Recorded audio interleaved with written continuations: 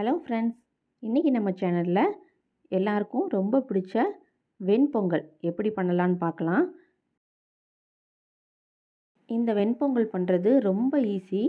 ஹோட்டலில் உள்ள வெண்பொங்கல் மாதிரியே நல்லா குலைவாக சூப்பராக டேஸ்ட்டாக இருக்கும். வாங்க எப்படி பண்ணலான்னு பார்க்கலாம். நான் இந்த மாதிரி ஒரு பெரிய சைஸ் டம்ளர் எடுத்து அதுக்கு 3/4 டம்ளர் அளவு அரிசி எடுத்திருக்கேன். சாப்பாட்டு அரிசி தான் எடுத்திருக்கேன். நீங்கள் பச்சரிசி சேர்த்து கூட செய்யலாம். 3/4 டம்ளர் அரிசிக்கு மீதமுள்ள அந்த 1/4 டம்ளர் நம்ம பாசிப்பருப்பு சேர்க்க போகிறோம். இதுதாங்க ரேஷியோ. இந்த ரேஷியோவில் செஞ்சு பாருங்கள். வெண்பொங்கல் ரொம்ப டேஸ்ட்டாக சூப்பராக வரும். இப்போது இந்த டம்ளரில் உள்ள அரிசி பருப்பை ஒரு பாத்திரத்தில் மாற்றிக்கலாம். நல்லா கழுவி எடுத்துக்கோங்க. 2-3 தண்ணி ஊற்றி நல்லா வாஷ் பண்ணி இந்த மாதிரி ஒரு 1/2 hour இதை நல்லா ஊற வச்சுக்கலாம். பாருங்கள், அரிசி பருப்பு நல்லா ஊறி வந்துருச்சு. இப்போ இதை ஒரு குக்கரில் சேர்த்துக்க போகிறோம். குக்கரில் சேர்த்துட்டு இப்போ அரிசி பருப்பு இது ரெண்டையுமே 1 டம்ளர் அளவு தான் எடுத்தோம். 1 டம்ளருக்கு 2.5 டம்ளருங்கிற ரேஷியோவுக்கு நம்ம தண்ணி சேர்த்துக்கலாம். ஏன்னா ஏற்கனவே பருப்பு நல்லா ஊறி இருக்கிறதுனால சீக்கிரமே மசிஞ்சிரும். வெண்பொங்கலுக்கு தேவையான அளவு உப்பு நம்ம இப்போமே சேர்த்துக்கலாம். பாருங்கள், நான் கல் உப்பு சேர்த்துருக்கேன். நீங்கள் தூள் உப்பு கூட சேர்த்துக்கோங்க.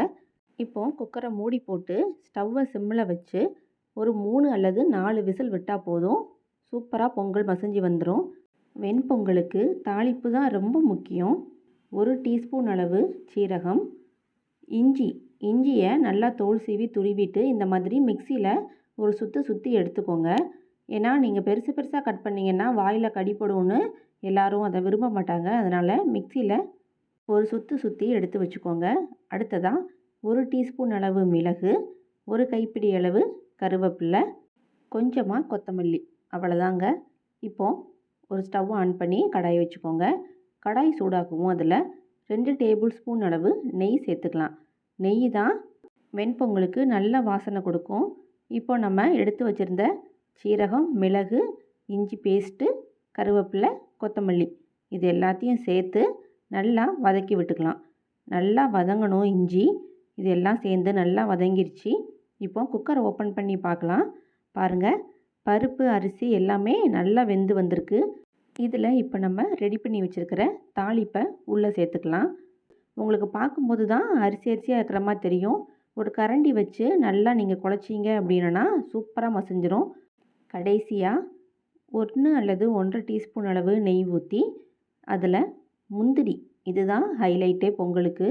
முந்திரியை குட்டி குட்டியாக உடச்சி இந்த மாதிரி உள்ளே சேர்த்து நல்லா இந்த மாதிரி செவந்து வர்ற ஸ்டேஜில் அப்படியே இந்த முந்திரி நெய்யை நம்ம ரெடி பண்ணி வச்சுருக்கிற வெண்பொங்கல் மேலே கடைசியாக மேலே தூவி சூப்பராக ஒரு தடவை மசிச்சு எடுத்துருங்க.